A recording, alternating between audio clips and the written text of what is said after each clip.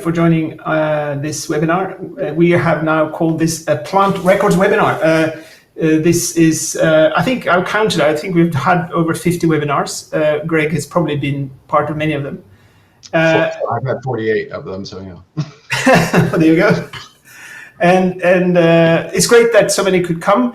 As you all understand, that many of us has other household things around us, like dogs. Sorry about the bark if that came through here. We will basically talk about or discuss any plant records related topics. Botanical software, as many of you or probably all of you know, we split up and are no longer part of the RSPG collaboration. We carry on developing the Floria app, which is the mobile solution for plant records data capture, we can call it. And then, so any questions related to that, I will show and demonstrate and discuss that. And then Greg is here from the Dawes Arboretum, and maybe you can say a few words about Dawes Arboretum. Most people have joined this before, but for the recording, I suppose it's good that you could, if you have time, Greg. Sure, just really quick, the Dawes Arboretum, Newark, Ohio, so the Midwestern part of the U.S., founded in 1929, have been around for a while. I've not been here the whole time. I started here in 1996, so a portion of that history. Started as plant records, and now I'm director of living collections. I had written my own plant records software database. Originally, we were in DOS land when I started and had flat file tables, horrible. So I wrote a system all the way up until about 2013 when I first met Havard at, I think it was the Arizona APGA conference, and got a trial of IRIS-BG, and been with that ever since, and now looking forward to new opportunities in the future. Wink, wink, nod, nod. So. Yeah. Yeah, thank you, Greg. Yeah, so so we have a chat feature here now where the people are much more accustomed to dealing with camera sessions, so and muting, etc. So I might not need to give any instructions on that. Obviously, this is a very surreal time. There are a lot of people who have problems and struggle with the current conditions, lockdown, COVID, and other uncertainties and stress. And we're not going to talk about that, but just give our what shall I say, thoughts about all the people who are struggling. We are very fortunate, many of us, to be able to work in this field, which is a great thing to take off your mind about all the other troubles in the world, dealing with plants, etc. And even better, plant records. What is best? I don't know. So one thing that I would kick off with, so use the chat function if you have any sort of thing you would like to discuss or contribute, or just unmute yourself if you want to say something on the line. And we're not that many today, so that's good. We're like 14 people or something. I would just take one practical reflection that I've seen over the last months when people have started to work from home, and we see that obviously having a cloud database is very useful, but also you can of course set up your system so you access things through VPN. But what's happened also then that people have started to install, especially RSPG desktop on their own computer. And we've had helped several gardens with incidents where somebody has upgraded unintentionally. They downloaded the version and then accidentally upgraded without knowing, and then everybody else has to install. And that might not be a big issue if you're a small institution, but if you are 10, 15 people, it quickly causes a lot of hassle. One garden we discussed it with, we suggested that you have one person at your institution who is responsible of downloading a version when you decide to upgrade, and then keep that download somewhere on the shared folder in your own network. So everybody else take that one. Then you're sure that everybody runs the same release. If you don't, then you get into this thing where you come to work and you're locked out, and that's not handy. on that note, I will also mention that before you upgrade, it's not often, but I'm going to show our website just so you are familiar with it. For those of you who have the app, on our website, you have under the downloads page here. I know this is known to most of you, but on the software download page, there is a version that equates to the version you run on the desktop. So we're trying to be backward compatible for quite a while so that you don't have to upgrade your desktop. But make sure you download the one that is the equivalent to the one you have on the desktop. And before you upgrade, you can have a look here to see that there is an available app manager for you before you start. If you are uncertain about what I said now, you can either watch this recording again, or send me an email or something. I mean, I know this is a bit of a sort of a housekeeping that can be a bit confusing, but number one, I would make sure that one staff member is in charge of getting the latest version, and then you coordinate that a bit so that you don't get these kind of hiccups. Any sort of comment about that, Greg? Or well, just to summarize, if I can, maybe a few different words if anybody is confused. But since IrisBG and Floria are different products, and there are different versions of IrisBG from 3. whatever to 4. whatever, what you have to attach the Floria app to IrisBG is matching versions that match the Iris versions. So make sure the two talk to each other and that you have the correct ones. So if that's a fast summary of what you said, I think. Yeah, but also that make only one person download the version right. you are planning to use, and you have a local copy that you share between you so that people don't accidentally download a new version. That's exactly what we do. Either Jess or I will typically say, hey, we're going to download this new version, and then we'll put it on a shared drive and notify all the users that there's a new version out. So when they open it and see whether it's Iris or Floria, if they open it and see that it's less common for Floria because the app manager is only on a couple of PCs. So not widely distributed, and the app itself updates automatically off of your Play Store. So, but more so for the IrisBG portion, you want to make sure that's well, notified for all users. Yep. Well, the other thing I wanted to ask the audience really, and you as well, Greg, is this now with the lockdown. I mean, that differs from garden to garden and location, etc., around the world. That it has changed the life of many, including the office or the work you do, and dealing with plant records, etc. Any reflection on that? If are there anything you now find more difficult to deal with that was because of the changed conditions, or any revelations about that particular field? Yeah, great. Well, one thing that I now wish I had, instead of a local SQL database, I wish I had a cloud database. So when I work from home, I could access the live records. What I have running now is a little hack that you can get from Havard that runs when IrisBG in this case starts. It actually asks you which database you wish to run. So I have a SQL database running on my laptop. I can either run it locally, or I can run it from the server when I'm at work. Now this is more technical, so if you're lost, that's fine. I'm not trying to add extra confusion, but I can take a backup of our live data, load it on my laptop, and run like last week's data.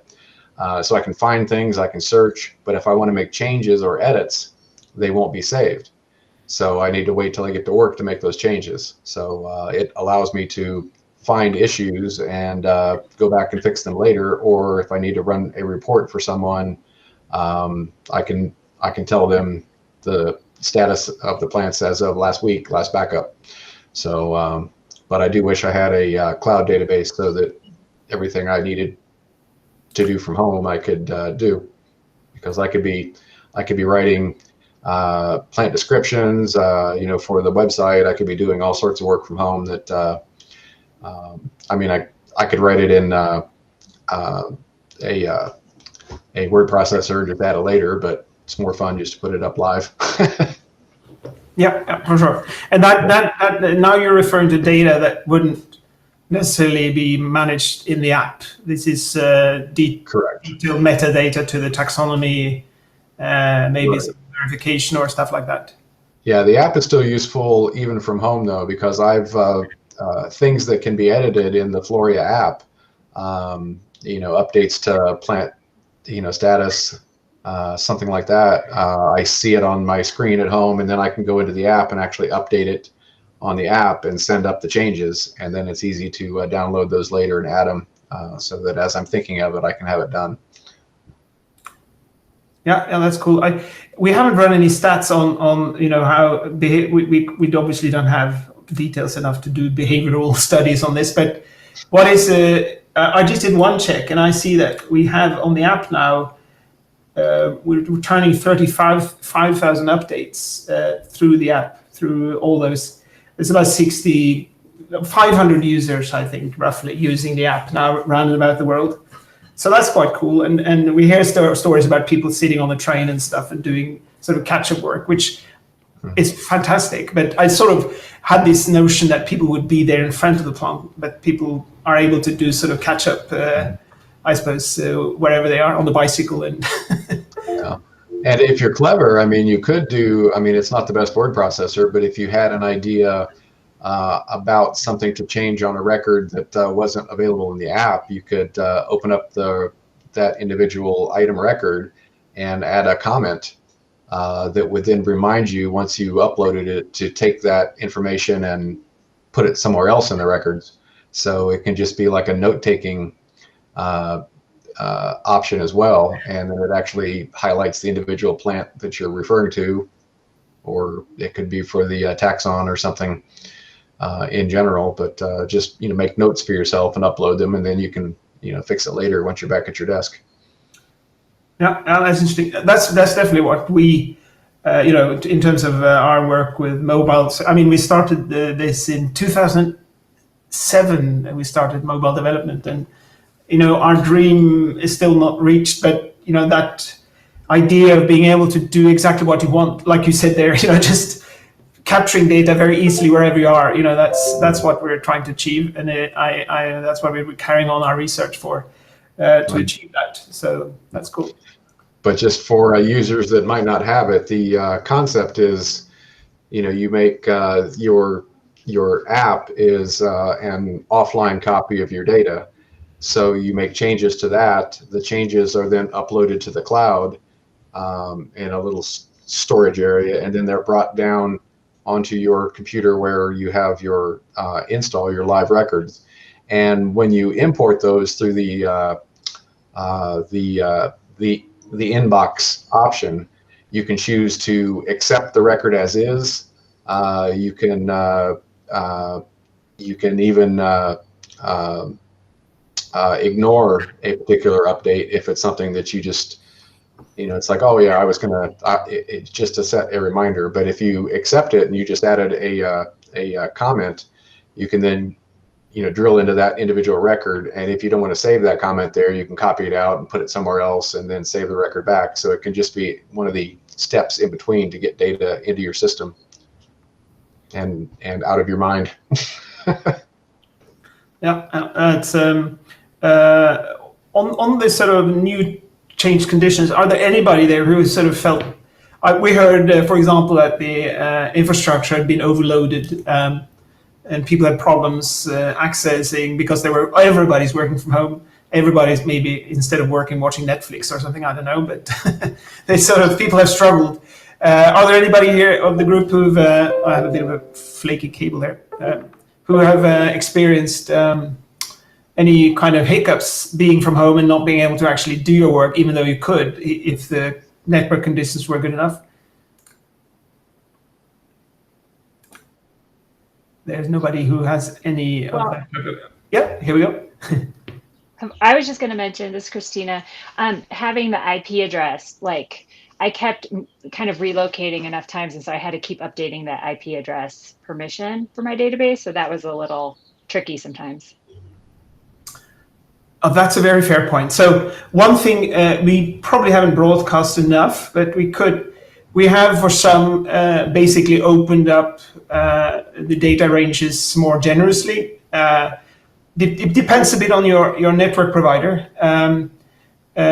So if you have a very famous web network provider, your data ranges are huge. So, but I mean, with Christina, we can have a sort of off this chat about it, but we can technically open up this firewall a bit more, especially in a period when if you're sort of roaming about a lot or etc. So yeah, that's not a problem. Great, thanks. Yeah, I know a few who have had some issues and that they went around it basically by doing other things, using 4G, etc., to get better. If you sometimes that's something that one has to one have to remember that 4G now is in many places can be actually better than your sort of DSL internet link. So that's something to, if you're desperate, try your 4G network and you will realize that you will be surprised. Sometimes it's brilliant. And now 5G, I mean, it's going to be crazy. I just saw Sarah with a comment saying that she's had to use the hotspot and it's slow, but I don't know whether she's using 3G or what the issue is. But yeah, if you have that option, it can work. I just connect to my home cable network and it's very fast. So. Yep. One thing we could talk about a bit is also, I'm just going to look at the latest changes in the app manager, just to give you a quick update on that for those who haven't. Our forum is a bit quiet. We don't push out news updates all the time now, but with news when we ship new updates, because they are often very sort of low-level technical updates. But we maybe should start to talk a bit more about it. But for those of you who are not familiar, you can get your help, your help from support help. There's access to this help via the software, of course, but you have it online here as well if you sort of wanted to check up a few things. And in the app manager, you will under technical see the version history. And one thing I wanted to share with you, which is a bit important for those of you if you struggle, it is a while back now, but it's in March we sort of extended the way that you can resolve issues. So sometimes when you use the app and you might have data on your app for a few days, and if you have somebody on the desktop side making significant changes to some of your drop-down lists, maybe removing a location or tidying up some sort of core data structure, you can theoretically get problems when you're trying to push your data back in, which will be basically stopped by the iris part. And the workaround for that is that the app manager will allow you to export this data to spreadsheets, which can then be imported in through the data import instead. That's the workaround. So we've put a lot of effort now in the last few months to, what shall I say, work on sort of ensuring that you don't lose data, whatever happens, really, whatever happens. Well, we can't, if you throw your phone in the river, that's where we are unable to help you. But beyond that, there's sort of different scenarios. Even now, also away from the settings in the app, you can we can sort of push the data set to the cloud, and we can help you that way as well. So we've had we had one client who had taken a tremendous amount of pictures and were struggling because of connectivity and COVID. So because of this data size, her sort of traffic will constantly dropped. So there are some scenarios that are tricky to deal with, but she eventually managed to sort that out as well. So, but I want to mention, for those of you who haven't upgraded to the latest, you don't need to do it but if you get issues, the CSV export is your sort of friend in that respect. We're also shipping an upgrade later in probably June, July, which will be a completely new version of the app. So more info about that later, but that will just to open up some more opportunities in how we sort of manage the app and how it integrates with the different things in the future. We could, Iris, Greg, do you have anything maybe you know that you think is worth mentioning on the Iris front in terms of new features, etc., or?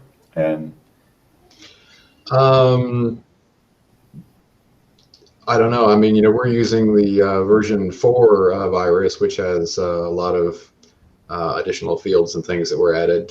Nothing, groundbreaking, but some different options out there. What I did want to mention, though, was we are looking at budgeting this next year for a new system of a GPS receiver that's something like an R2 or something that will have a Bluetooth output. We presently use the Trimble Geo7X, where we get in the range of decimeter accuracy. So actually 11 centimeters. I was telling Dave yesterday that it's not decimeter, but it's 1 centimeter more. But still, if you can't find a tree within 4 inches, then there's something wrong. So, but those don't have, and those we have to use the older version of the app that was built for Windows Mobile, and which isn't supported anymore. So it's not really useful with the Android or iOS app. So this new receiver will have Bluetooth output where you can turn your tablet or phone or whatever device you're using with the newer app and take the position from where the receiver is and not from the lower quality receiver that's built into the device you're holding. So then we can put a pole next to a tree and actually have the tablet sitting where my hands, I have to get on camera, have the tablet on the pole, or you could have 2 people, one person holding the pole, the other person standing off to the side, and update where that device is and not where you are standing. So that's, and that R2 from Trimble is one of the ones that has that same level of accuracy. So we'll have the decimeter grade survey level accuracy as well with that. And the geode is another option. We also investigated the geode, but its accuracy isn't quite as refined as the Trimble, but it is less expensive. So the more expensive version of the geode is an option where you can have still sub-meter accuracy. And if that's fine for your garden, we also survey quite a bit of underground utilities and other items like that, where we need a little bit more accuracy to know exactly where that power line is in case somebody wants to dig. So rather than having to call out the crews that can survey the lines for us, we can spot check it quickly ourselves.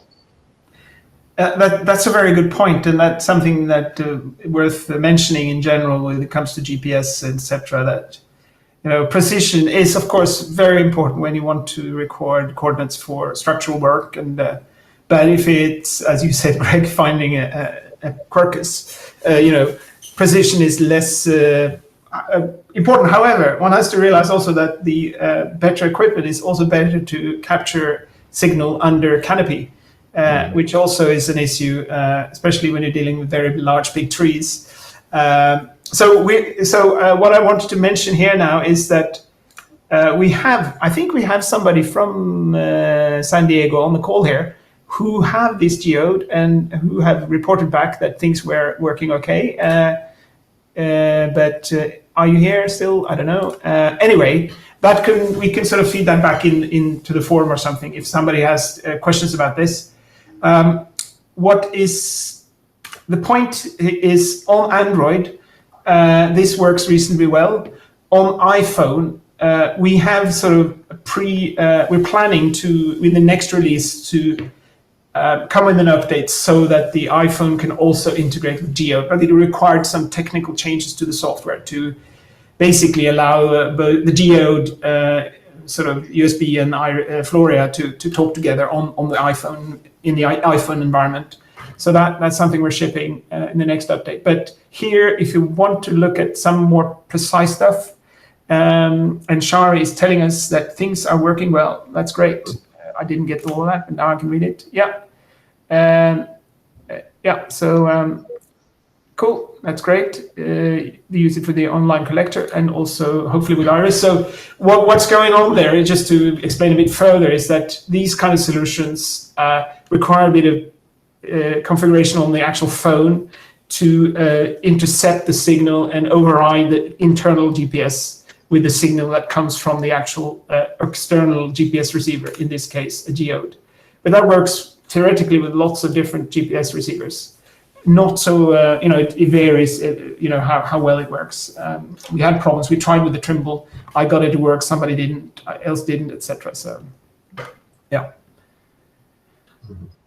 Yeah, there's different apps that go on your device that allow you to choose which GPS signal to be the default for the device. So you have that intermediate step of the translation as to which device it's actually looking for. Maybe just to do a quick survey by the group here of those who use the Flori app, etc., whether they, because there's this question when you, I can show people here actually by bringing up the app quickly. Hold on, I'm just gonna get it's enabled here. So when you, if I can find it, 2 seconds. When you use the app here, you sort of bring up a plant, and the point of a GPS, of course, is to get precision. You have these features, search nearby me, etc. That can be useful, but I'm just going to bring up a random plant here now. You open up a plant, and then you sort of, here we have it, and then I want to map it. So I'm here on the map, and then you can here ask to use the GPS location. So basically hold the app in front of the area, and then you sort of drop the marker for that. But I mean, often in this case, for example, if I now go and try to map this, I can also get all the plants in the vicinity. So my question is, if you had really reliable GPS, would you prefer that, or is this still much easier? That's if you knew that you could just click use my GPS, or not. I mean, now of course it's a very good example. We're inside a greenhouse, so the GPS would be rubbish until we get some cool kind of solution to emulate GPS coordinates inside buildings. I think there's stuff going on there, but it's still probably a distance to go. Here we can triangulate between Costus and Seimia and get very good signals. So anybody who have any comments about that, please share them. Would you rather, if you had really precise GPS, would you prefer that, or is this sort of good enough? Well, just as a comment from the Peanut Gallery here, I'm one of the believers in when there are multiple options, use them all. So I would start with the GPS position, but I would still like to load the plants and make sure it looks good and is ground truthed based on the other positions. And when I've done that in the past with some older equipment, some older mapping we've done, I start with a good signal, and then I have to realize, okay, I have to go around and remap all the surrounding plants because they're all wrong. So it sometimes ends up more trouble than you expected. And whether you just want to leave the plants that look good even though they're shifted and map your new plant in the wrong position because it matches, or save the correct position and then remap everything around it to match. So that's a decision you have to make. And I was chatting with Dave yesterday, having map positions is a fantastic backup for your records, because your tree out in the collection loses its, or say an entire region of plants loses labels. Say there's a storm and the branches are broken and labels don't match up with the plants. You have no idea which plant is which. If you go out there with your map and can call them up And as long as you can get one plant that you can identify, okay, I know that's the oak tree that was here, it's right here. So the plant to the south was this one, the plant to the west was this one.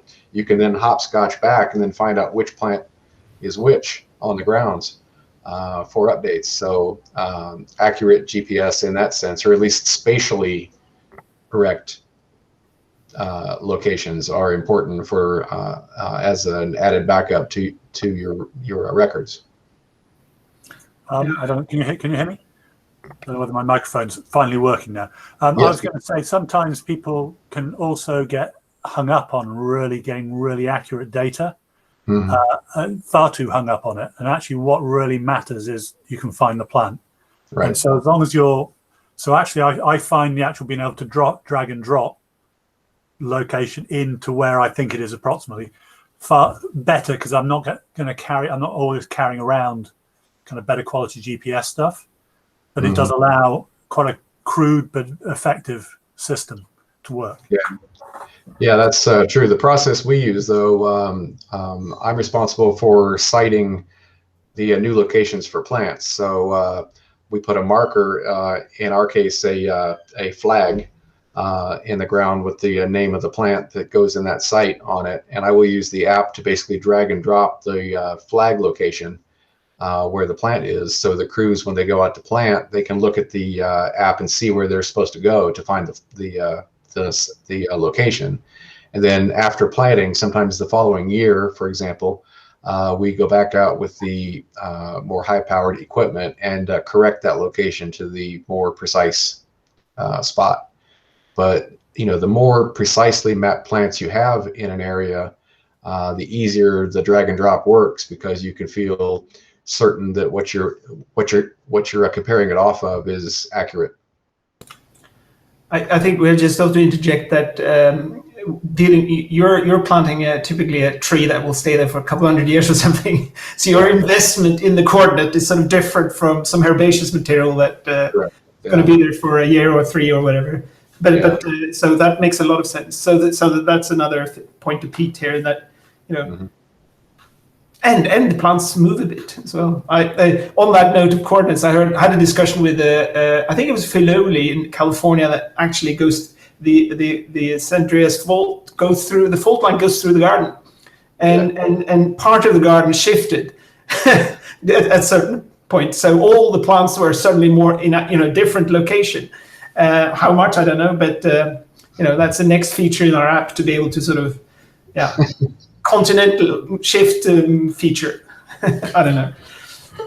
Oops, here we go. You could grab the whole section of plants and then shift them the same degrees and same distance, and then you can fix them all at once. Yeah, there is that feature in ArcGIS, but I think it's more from one full layer, not necessarily just a group of. Anyway, that's a dream feature that I look forward to offering. Okay, any other questions or discussions around this? There was one ongoing, completely geeky here with mapping, and so I was going to say epithets, but epiphytes. How do you map epiphytes?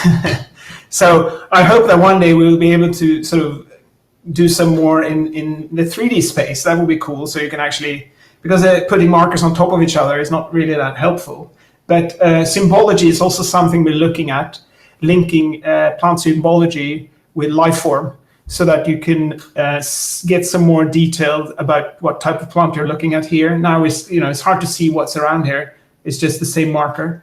But also the age of the plants. Sometimes we can do something there with increasing the size of the markers if the plants are older, things like that. That's something we're looking into. But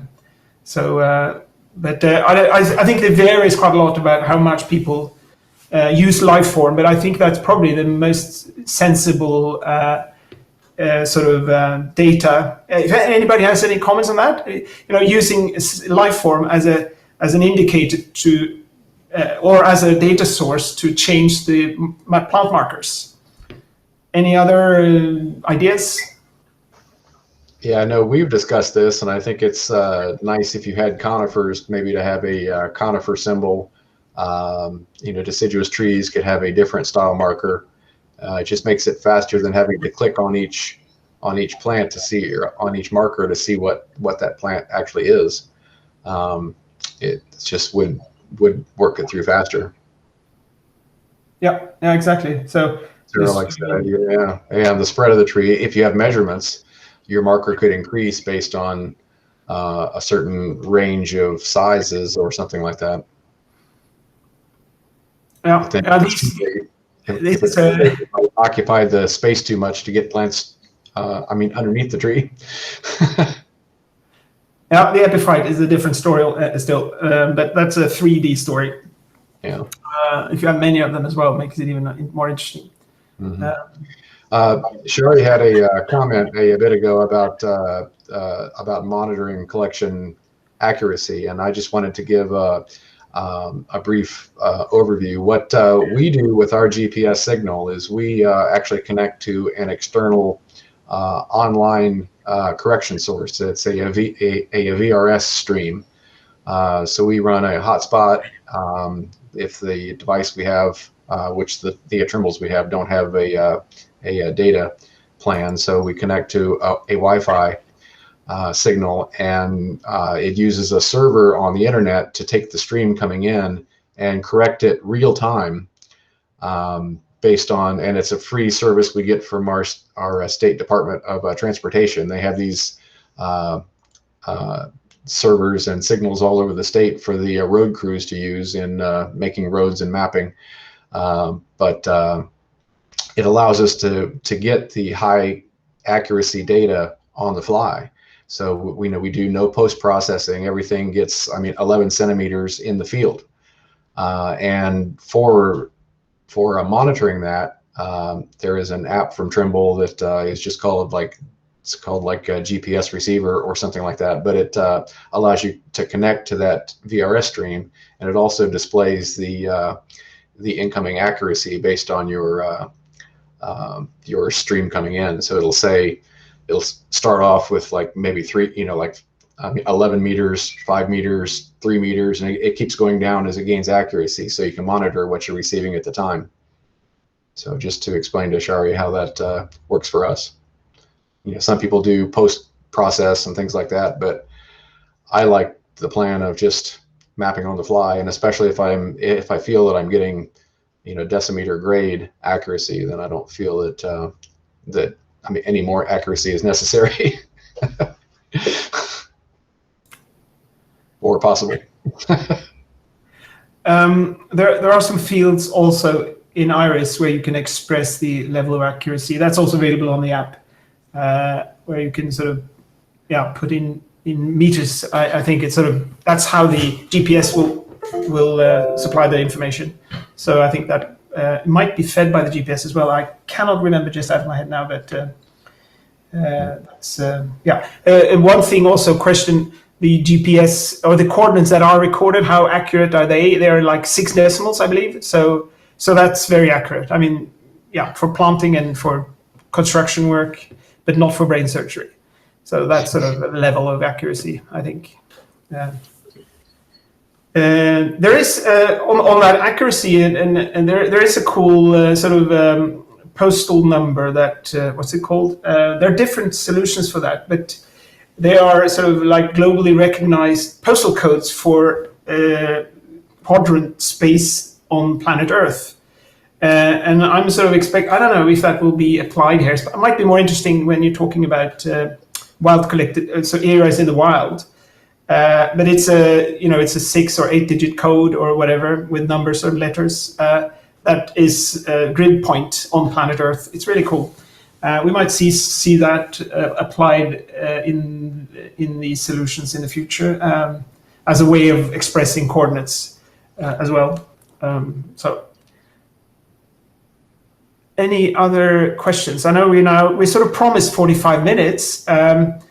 And we are on 45 minutes. Phenology question, yeah. So, Sandra, that's so one thing that was interesting with phenology, you're right, there's not that there's no good solution to record phenology neither in Iris or Flora at this point. One thing that is interesting to reflect on, I feel, is also that a lot of gardens don't record phenology because it's basically requires a lot of effort. And that's one thing we feel we could contribute in terms of the app, creating some really good solution for data capture that might also be used in sort of citizen science, where you can actually allow volunteers, etc., to contribute to that type of data capture. But the key with phenology is, if it's very hard to do, then you either have a lot of money or resources to do it, or you have some good solution from a technology point of view, and that's when a mobile solution is probably the way to go. So that's something I hope that we can contribute with in the future in some way.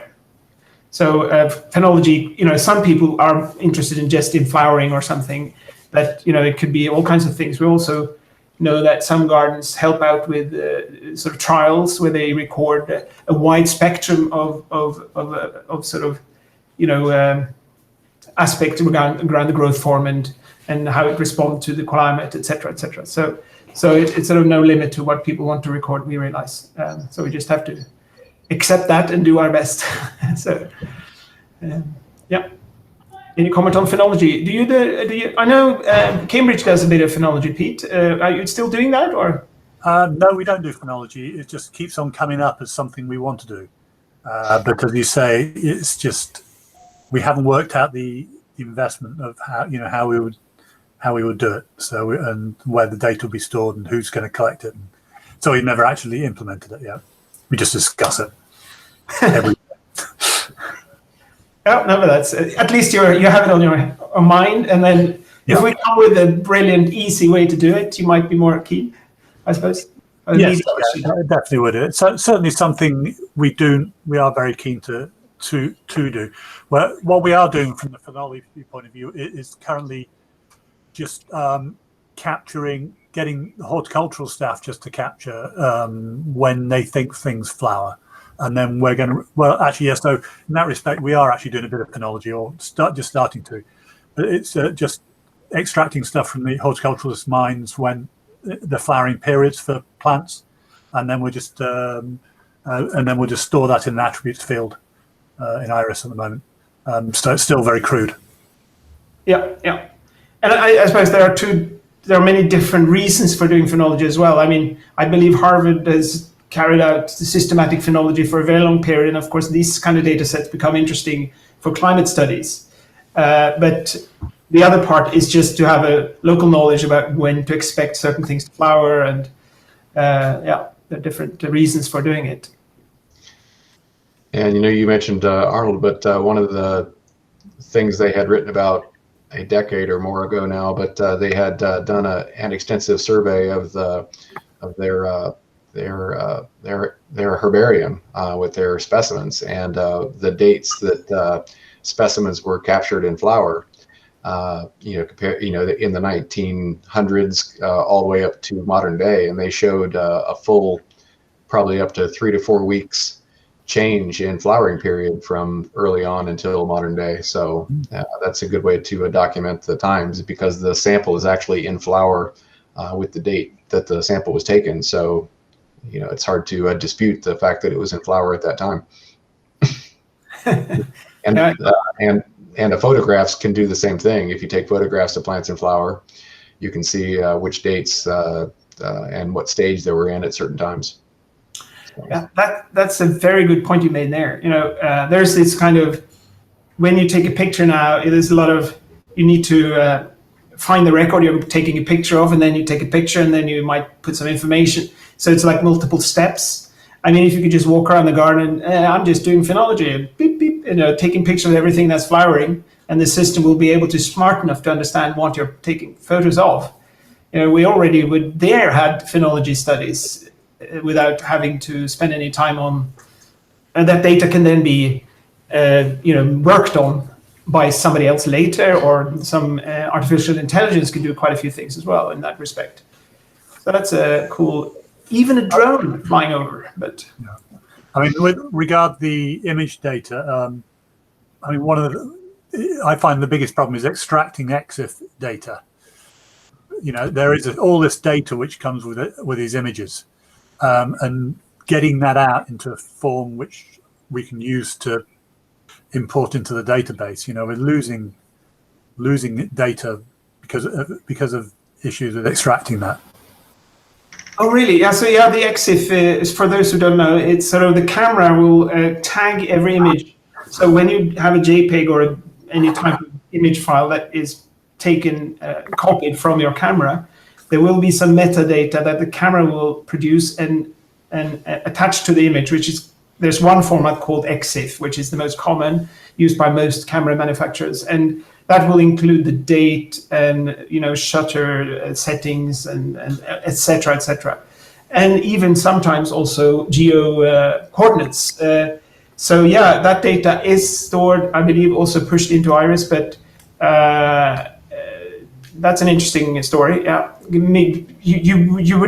might want to use that for sort of gentle analytics as well, Pete. So, yeah, I mean, there is that. Obviously, you can have GPS data and dates and all this sort of stuff, and it's capturing that. And you've got to get a piece of software to extract it out, and then it'd be really nice in the future when we just save an image into Iris or whatever. It can just populate that data rather than having to manually do it. But that's an Iris thing. Yeah. Oh, that's interesting to know. Yeah, no, it's that's sort of basically where we're heading. I feel these machines we have in our hand has so much knowledge. Yeah. It knows where it is, it knows temperature, all kinds of stuff that we could bring with it when we do the capturing. Yeah, that's interesting. Yeah, just a thought for the future. What if you had if you have the coordinates of where you're taking the photo from, and the system knows which direction the photo is being taken from, and then running the photo taken through plant ID software to say, okay, well, that's obviously a maple at this location, or a magnolia based on what the plant looks like in the photo. I mean, I don't know. That's just a thought that crossed my mind. So, using these plant ID apps together with where the photo was taken to tell you which plant in your collection that particular plant is. Who knows? Yeah, it's really interesting how some of these technologies now mature and become accessible for developers. So it's really interesting. The plant ID portion wouldn't have to be that smart. It would just have to basically, if it could get it down to genus, in most cases, it would know which plant it is based on where you're looking as to which specimen the photo was taken of. Yeah, exactly. Mm-hmm. I'm just a bit conscious of time as well. We have scheduled now 3 webinars, this one and 2 more, so every 3 months from now on. We thought that was a bit easier, especially now with summer coming up. And then we will just keep the dialogue going. If there's an interest to increase the cycle, we'll look into that. I will be at the conference, the virtual conference somehow, which is going to be interesting. Very, of course, sad that we're not meeting each other face to face, but there it is. Definitely try to come next time and next year. We have also, to flag that, we have organized a user conference in October in Mainz in Germany. So we're hoping that will happen. So if you're planning to be in Europe, so we'll see how we obviously monitor the COVID situation and all that. But that's anyway what's going to happen in the next few months. So the conference at the APGA, we will be part of that somehow and then the user conference in October. But before that, we'll have another webinar. And I need to go walk the dogs. So here it looks like now. Anyway. Very pleased to see all of you. I didn't see all of you, but I saw some of you. I heard some of you, and I saw some text, etc., passing through. Thank you very much for joining us, and see you on. I can't remember the next date exactly, but you'll figure it out. It's in the first Thursday of September. So thank you so much for joining.